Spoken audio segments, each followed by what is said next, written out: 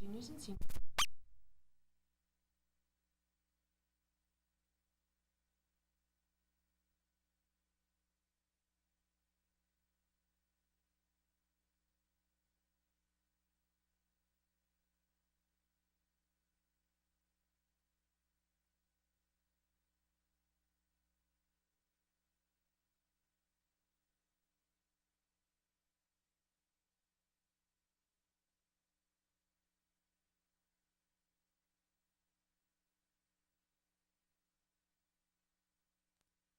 Recognized by Adriana Acosta, honored our veterans in recognition of Veterans Day. Both were meaningful and well received by the students. In addition, we held MyCap sessions recently, where students continued working on their individualized career and academic planning. One of the sessions for juniors was talking about what makes a good and bad coworker and how you can benefit and learn from it. During my session for the freshmen, I learned how to write a proper email and how to advocate for myself or a friend. Upcoming events, looking ahead, we have several important events on the calendar. Parent-teacher conferences will take place this Thursday from 6:30 to 8, and parents can sign up using the link sent to their email. Also on Thursday from 6 to 7 in the library, we will host our financial aid night for families with students considering college. This presentation will be led by MIFA, and the sign-up link is available on our website. Winter sports will begin the Monday after Thanksgiving, including indoor track, cheerleading, and basketball, along with new and ongoing co-op sport opportunities. My friend Ariella and I are organizing a fundraiser through DECA, and we are planning to slime a teacher or two, so we're bracing ourselves for that. The ELA and math departments are currently administrating STAR assessments. Of course, we are all looking forward to the upcoming Thanksgiving break as well. Next month, the winter concert is scheduled for Thursday, December 11th, followed by the Drama Club's production on December 12th, both here at the high school.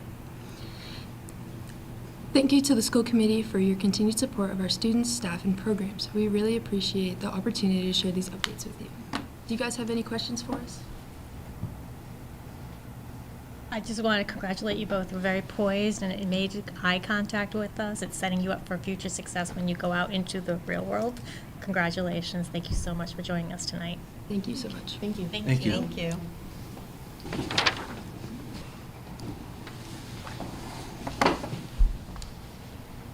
Anybody here for public comment?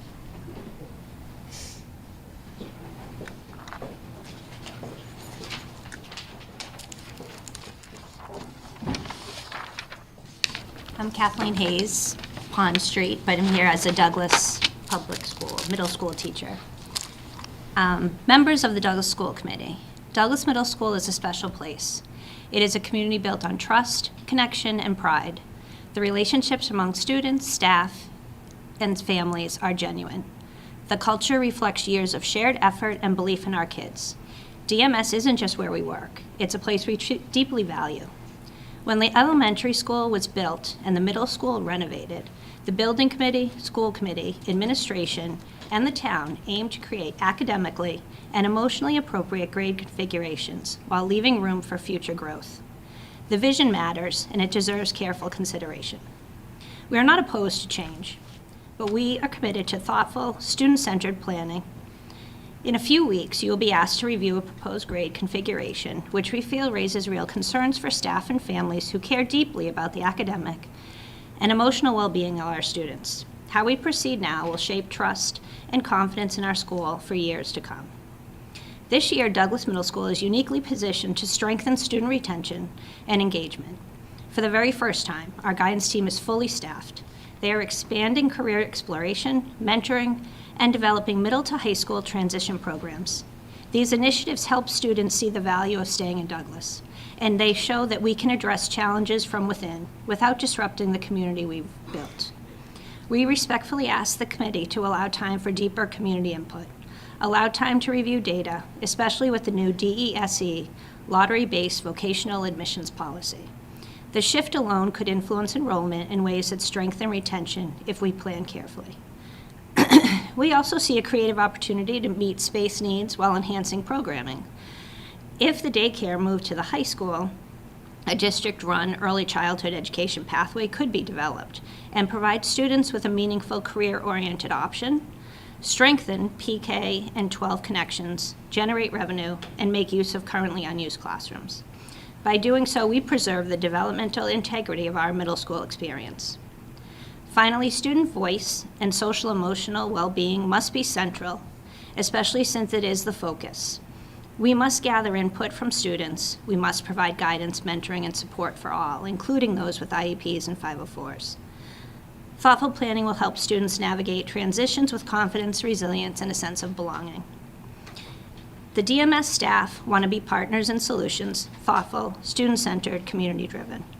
We share the same goal as the committee, ensuring Douglas Public Schools remain a place where every student is known, supported, and inspired to stay. Thank you for your time and commitment and your willingness to hear our concerns and perspectives. If any member would like to have further conversations, we would welcome that. We care deeply about this community, and we are ready to work together to strengthen it. Sincerely, the Douglas Middle School staff. Thank you so Thank much. you.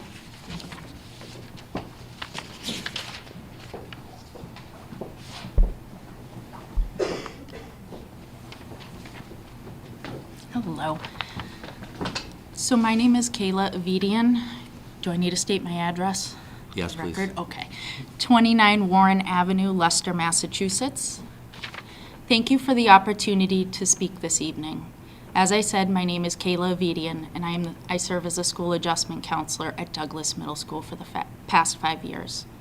I am here tonight to share concerns from the perspective of the student's social emotional well-being regarding the proposed reconfiguration that would move our 8th grade students to the high school next year. In my role, I support students daily as they navigate academic pressures, peer relationships, identity development, and emotional regulation. Middle school is a crucial developmental stage. Our students are not simply older children or younger high schoolers. They are early adolescents who rely heavily on stability, close relationships with trusted adults, and a sense of belonging in order to thrive. In recent weeks, several 7th grade students have come to me expressing that they do not want to go to the high school next year.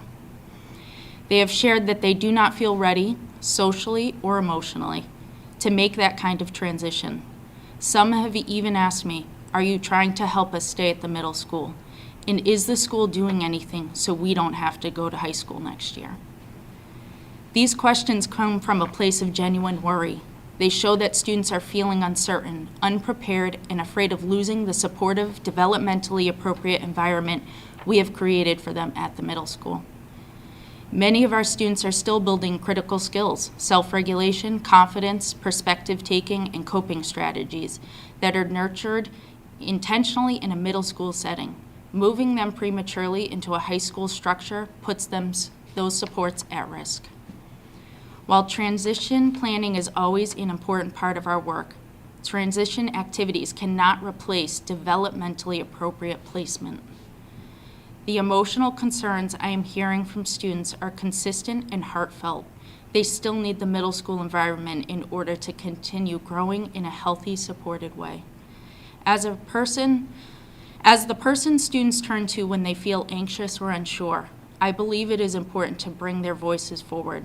Right now, our 7th graders, 8th graders, 6th graders are all clearly conveying that they do not feel ready for this change and are asking the adults around them to advocate for their ability to stay. For their social emotional well-being, their confidence, and their long-term success, I respectfully urge the committee to consider these developmental needs carefully and avoid a reconfiguration that would place students in an environment they do not yet feel prepared to enter. Thank you for your time and for your ongoing commitment to the well-being of our students. Thank you so much. Thank you.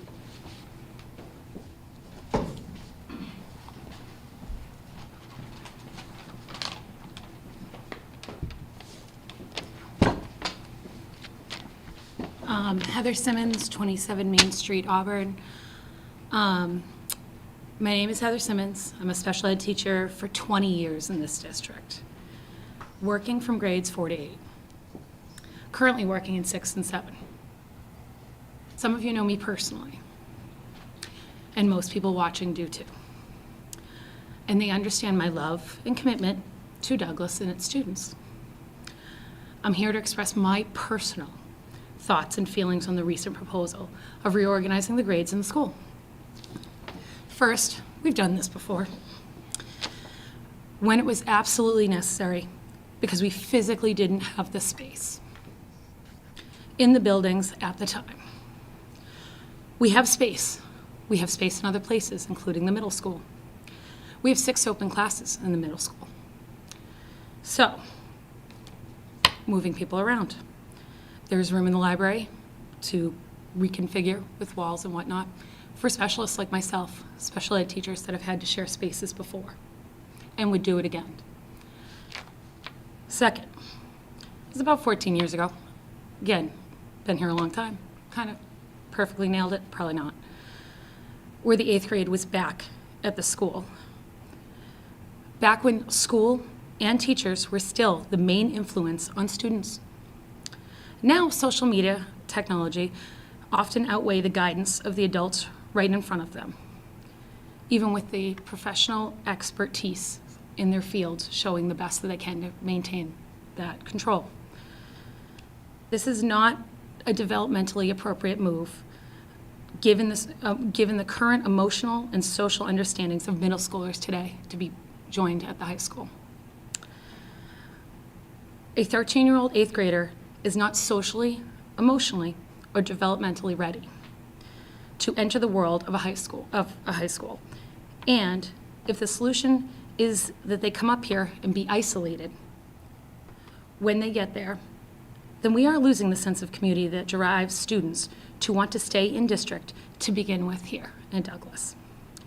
I personally have a 7th grader in another district, and if you told me he'd be going to the high school next year in 8th grade, I'd be looking elsewhere, no question. And I wouldn't think twice about it. Third, you are taking away our community. We have built here at the middle school, as you've heard my colleagues say, and most of them are not here because they're parents as well.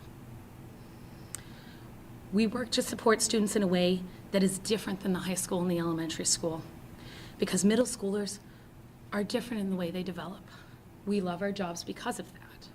We stay where we are because of that.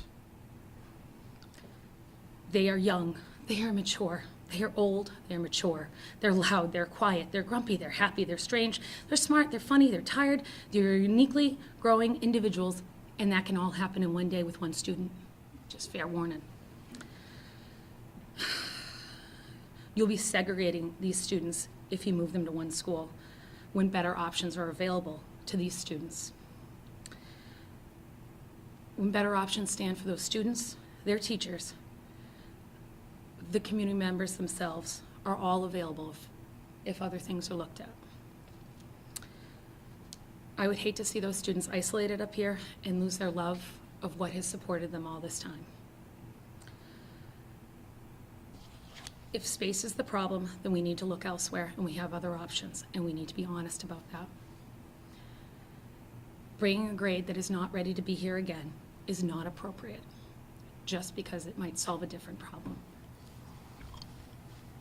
Please do not send the 8th grade to the high school. You do not have my support in that option. For personal reasons, professional reasons, and because I've been just a small part of this community for 20 years, please reconsider your stance on that. Thank you for listening to me. I really appreciate it, and I really hope you feel the concern we have for the students we teach every day. Thank you. Thank you so much.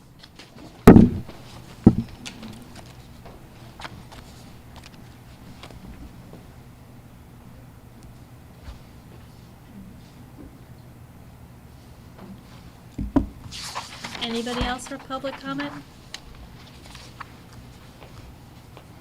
Thank you so much for coming in tonight. We're going to go on to what our next agenda item.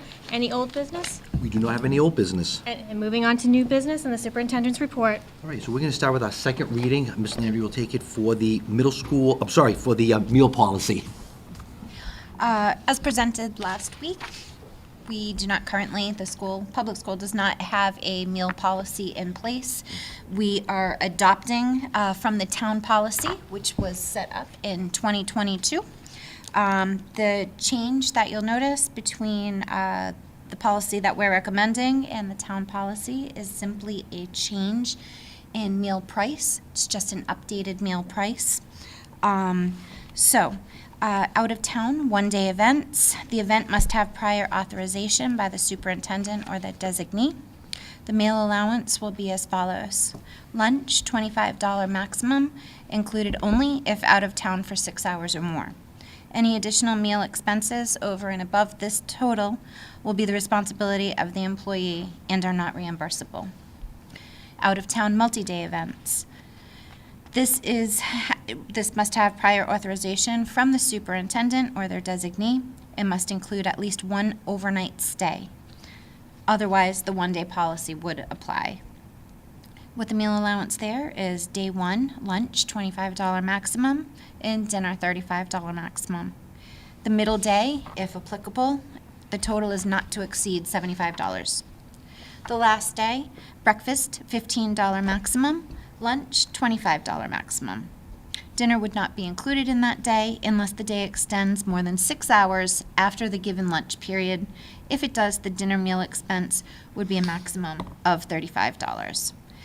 Anything over in additional expenses over and above the allowed allowance would be the responsibility of the employee and are not reimbursable. Any exemptions must have prior approval by the superintendent. So the change, like I said, is just moving our lunch from $20 to $25 versus the town, moving dinner from $30 to $35, and breakfast from $10 to $15. Any questions?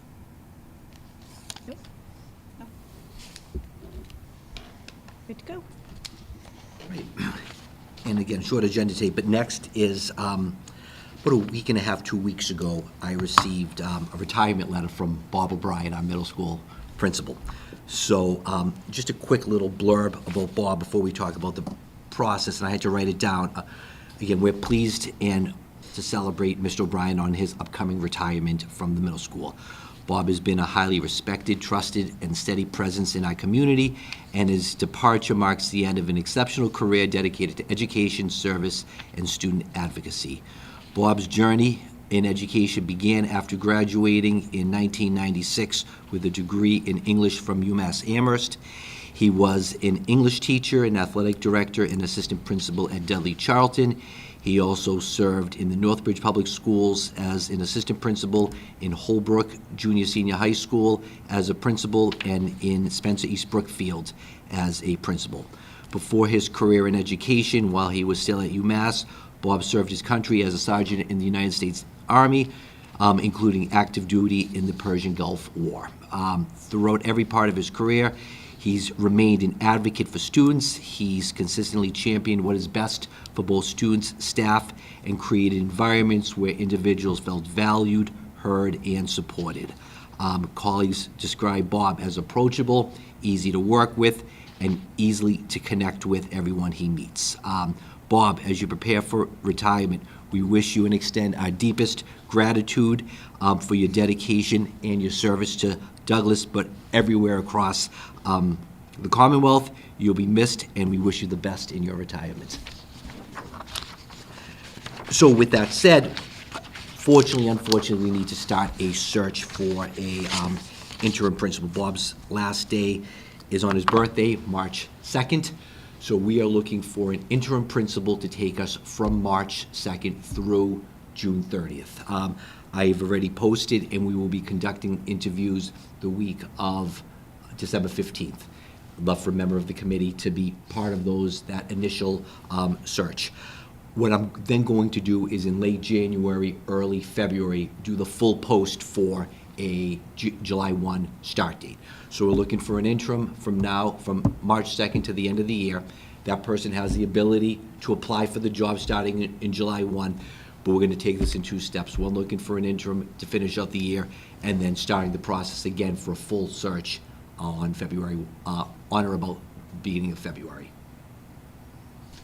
Questions? All right. That's it. That is my report for tonight. December 3rd might be a little bit longer. Well, first off, congratulations, Mr. O'Brien, on your pending retirement. We're sad to see you, but understand. We all get there, right? Sun's setting too for me, so, but congratulations. We wish you well in your retirement. We need a volunteer. Normally, a school committee member is on it. I've done most of the panels, but that week I am away. So What is the week again? It is, Did you say December 15th? yes. let me give you the exact dates. The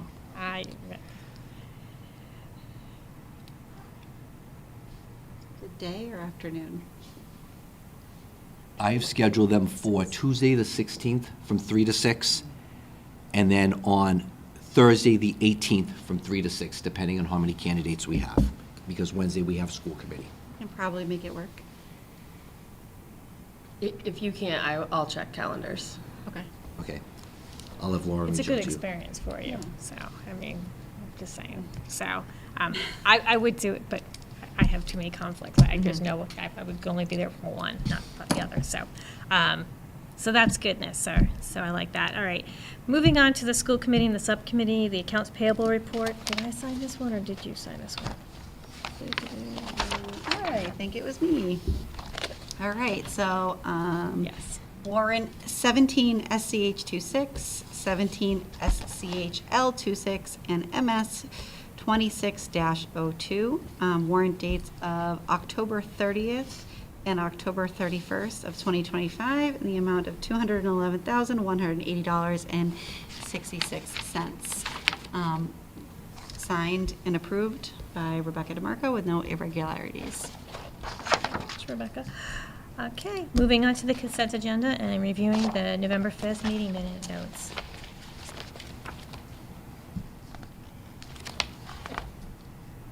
You looking for a motion?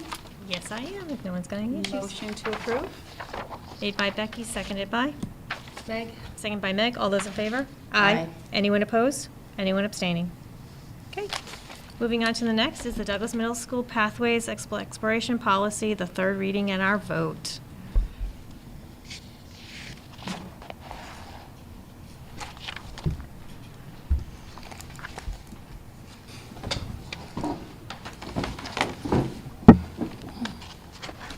Thank you, and Dr. Vieira, thank you for your kind words.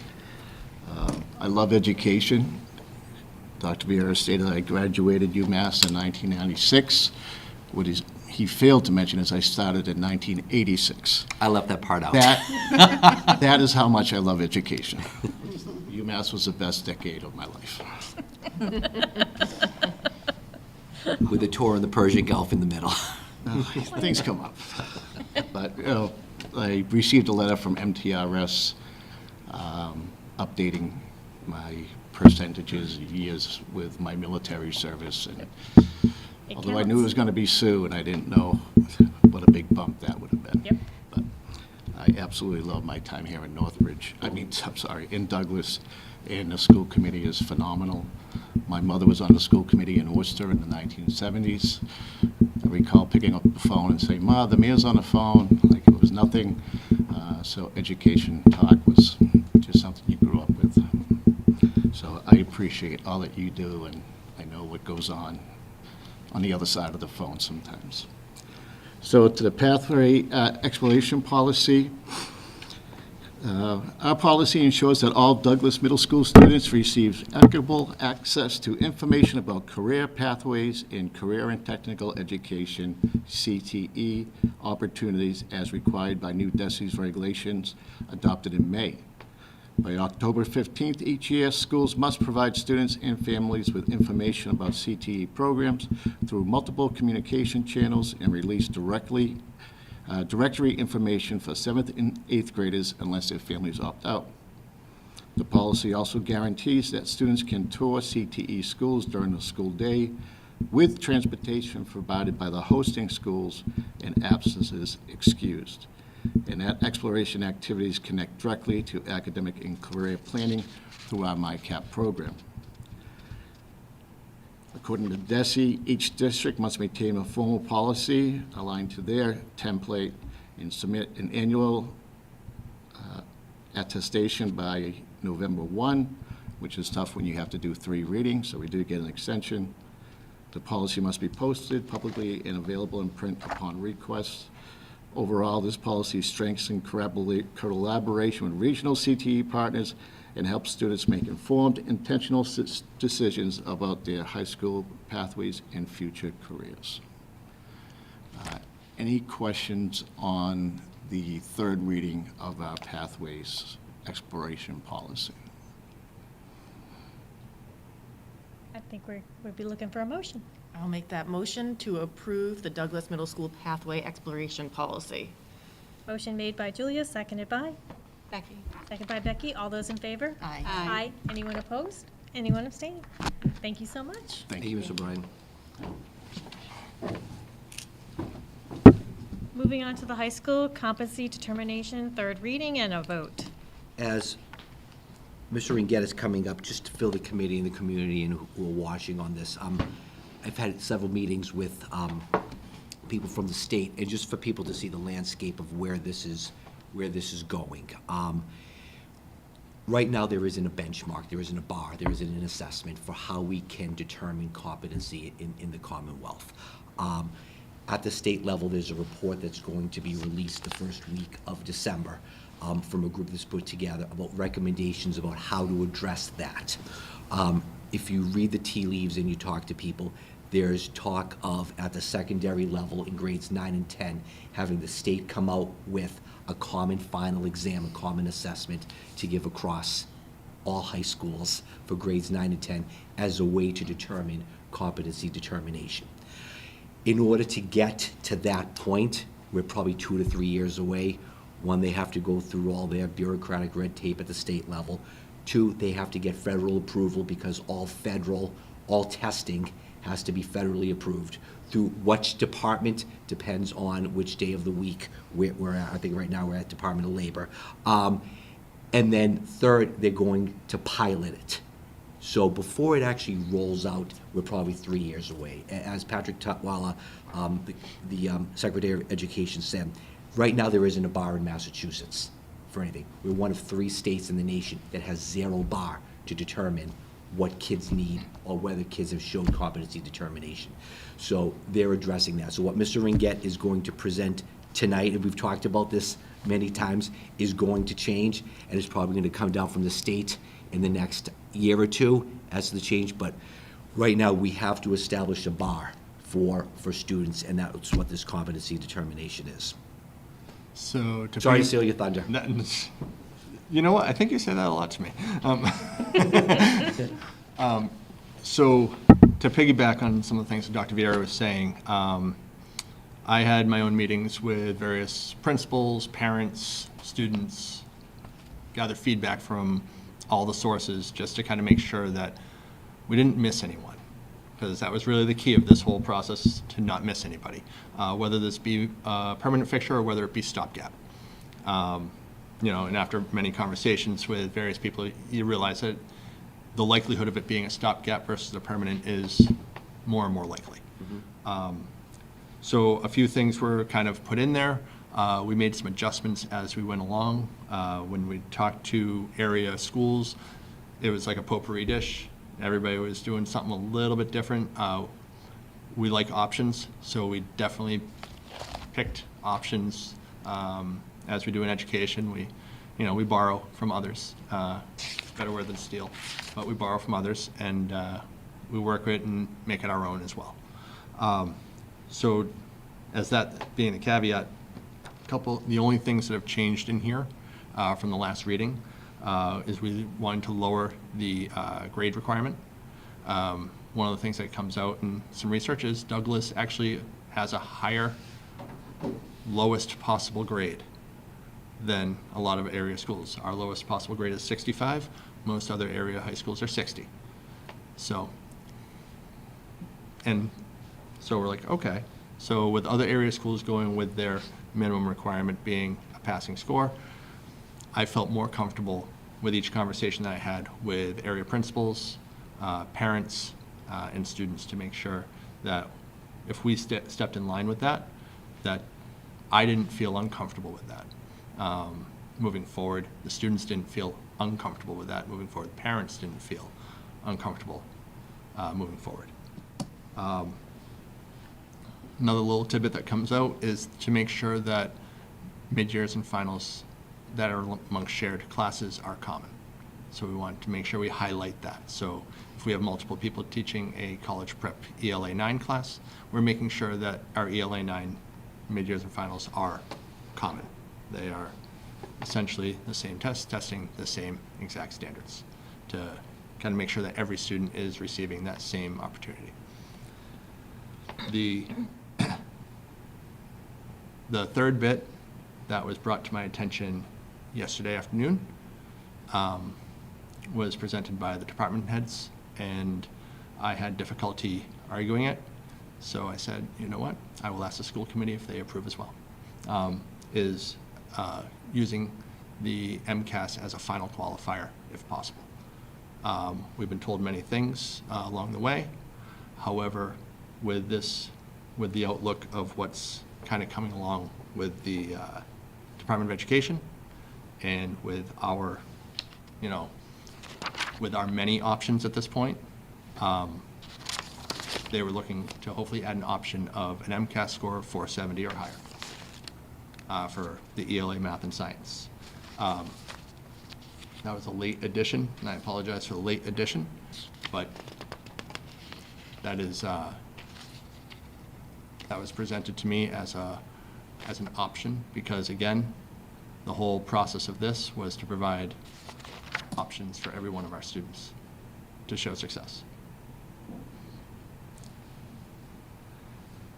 Let's see.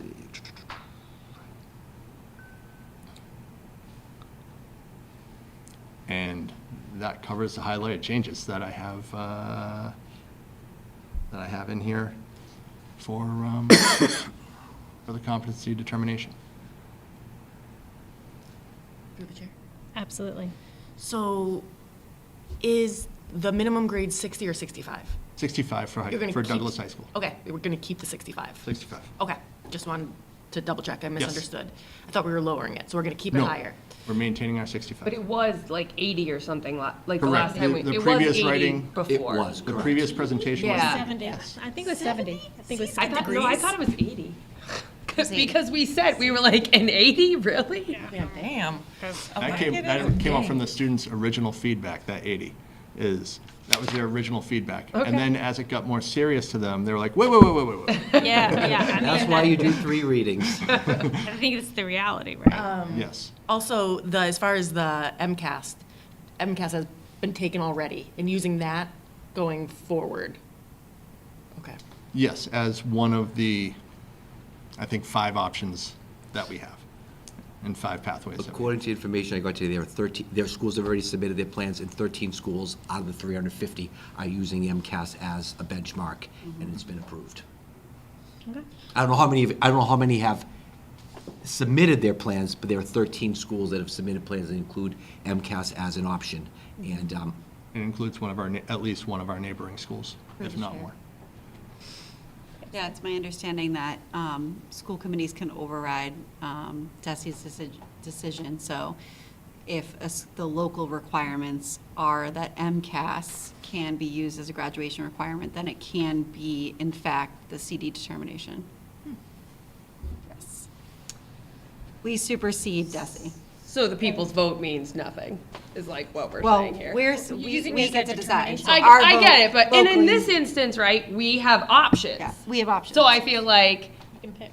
right, you've got plenty of options. If you did really well on MCAS, boom, you're done, but The other people's towns. vote- My understanding is the people's vote basically threw it back to school committee, so saying that local government could decide I don't individually. think that's how it was worded when I voted.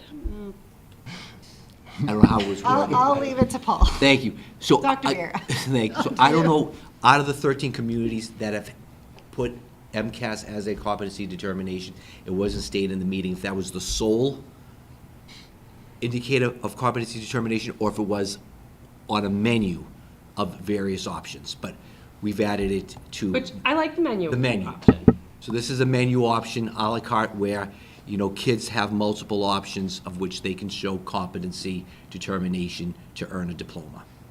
But we think the state is going to come in soon when people voted that it should not be a test that is the final determination. And we think what's going to happen is they're going to implement a different test that you now have to pass, even though we voted that it shouldn't be based on a singular test. That is what I am we being have to told do- from yeah. the state. But we're a year and a half away. We have to have something for this year for our kids to graduate. 100%. And this plan So- is great to get us there. And I like that all the kids have options. I feel like you've covered all our bases.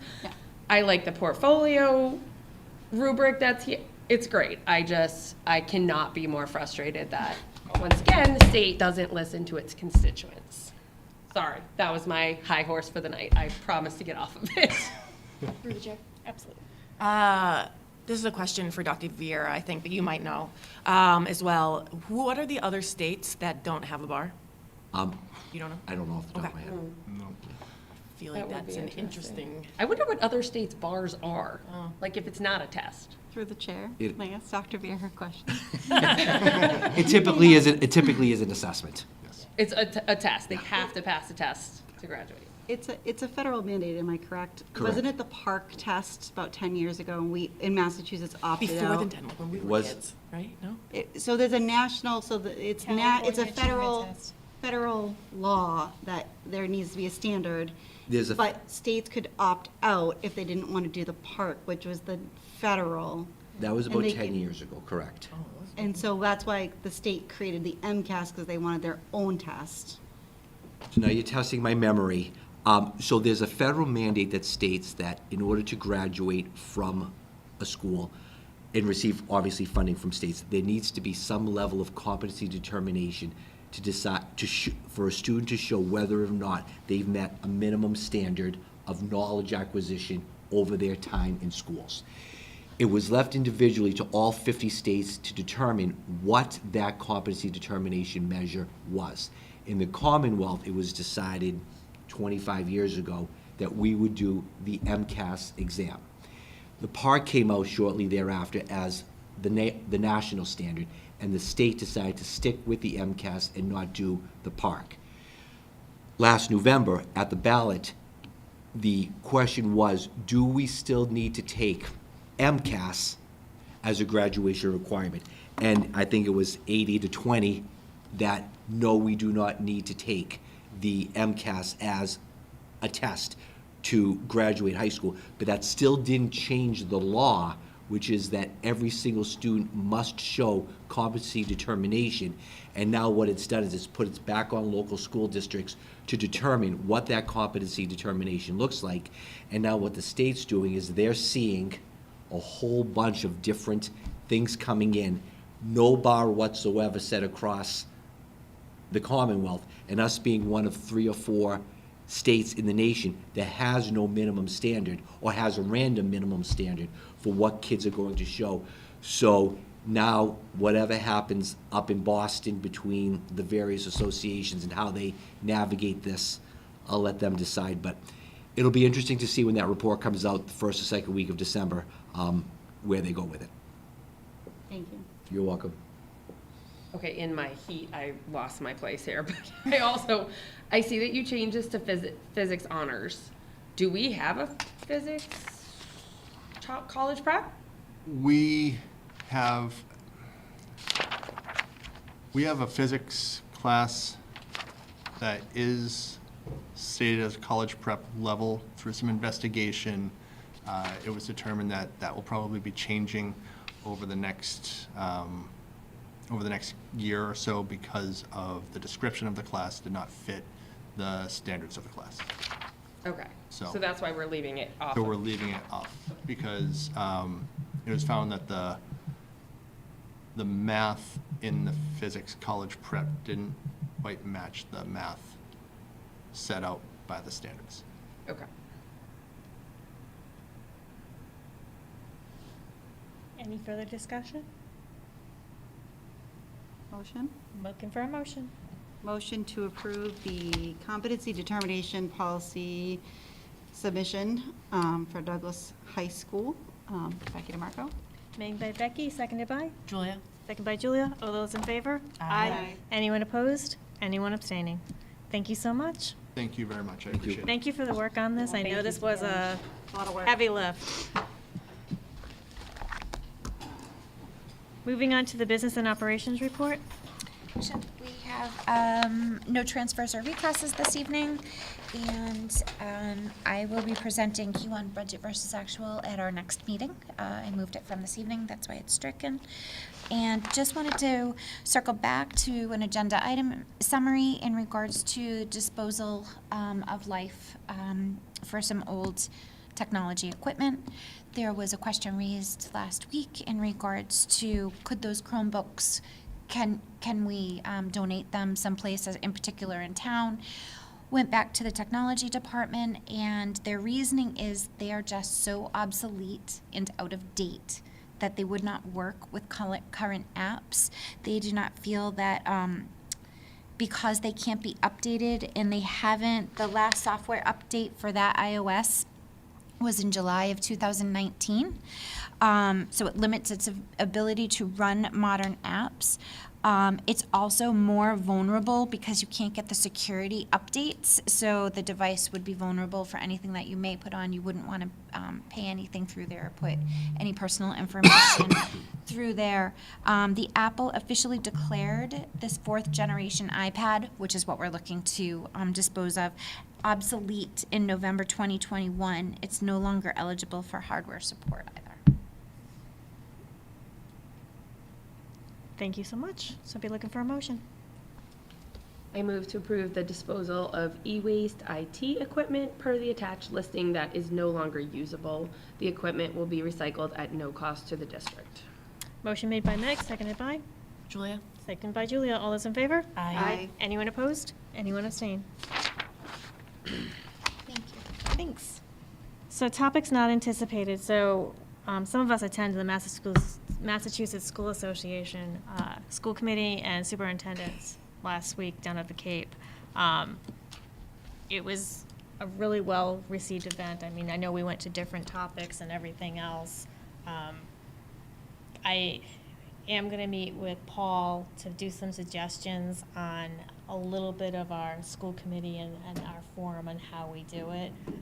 It's just little things like more community involvement, like putting artwork onto some of our presentations, those types of things. Because I think we run an efficient school committee meeting for the most part. It's just little tweaks here and there. And I know that we definitely wanted, like, the financial reports. We don't need a Meniscus report coming out. You just need to know, like, basically bottom line up front, where are you, what you spent, and the percentage and stuff like that. So I think it's just tweaking a little things to try, because death by paper, I mean, I know that we're now gone paperless, which I love, thank you.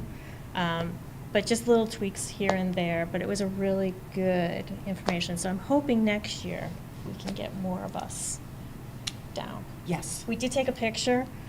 Can we buy that picture? We can buy the picture. All right, so I'll buy the picture. And again, if you... You have to buy the picture. Well, it's a nice picture. The photographer. It's a great There's photographer. watermarks on the Yeah, so- photograph now. Yeah, I'd love to I'll get you Yeah. information. So, because I think that those types of things, it was a really well-received event. We had a really good time, but we learned a lot. We networked. So that's all I have for topics. Anybody else want a second? Yeah, I second that. It was nice to also, Paul introduced us to all the other superintendents in the valley, and so we got to kind of get a finger on the pulse of, what's kind of going on in like Sutton and Millbury and Nipmuc, and it was just a really great time. Enjoyed there was a guest speaker, Amanda Ripley. She talked about conflict, and I really appreciated that segment. Yeah. I actually Yes, used go one of her ahead. I actually used one of her strategies today and shared it with someone, and they said, that's a great idea. Yeah. I didn't take credit for it. I told them where I learned it. But yeah, it was, like I said, it was, what Heather's referring to, Heather came to me and said, I went to a workshop where they're trying to streamline and make school committee meetings more efficient and shorter, we should meet on it. I said, I don't think anyone's going to complain about more streamlined or somewhat shorter meetings with student artwork and community involvement. So it was awesome. I'm looking forward to the meeting, and thank you for the handouts. But it was great just to be able to have 3 days, like I was saying to Dr. DeMarco, there's very little time that we have the ability as a school and as a school committee to sit together and talk about the work we do, about what's going on in the district and things. And just to have those 3 days uninterrupted, to spend time together and talk and collaborate and learn and sit in sessions together. I did I did one on PRS, I did a bunch on AI. So just learning from others and seeing what's out there was great. So it was a great 3 days. And again, we're doing the budget now. It's budgeted for 5 school committee members next year. It's usually that first or second week in November, Wednesday, Thursday, Friday. So mark it on your calendars for next year. Hopefully, we can all attend next year. And it was interesting, Doctor, I'm not going to name names because we don't want to do it publicly, but there are various establishments that you can stay at. And Dr. DeMarco had some friends who stayed at one that we once stayed at, and they now know why we don't stay there anymore. Little rundown. They said it was not optimal. They wish they stayed at the Hilton with us.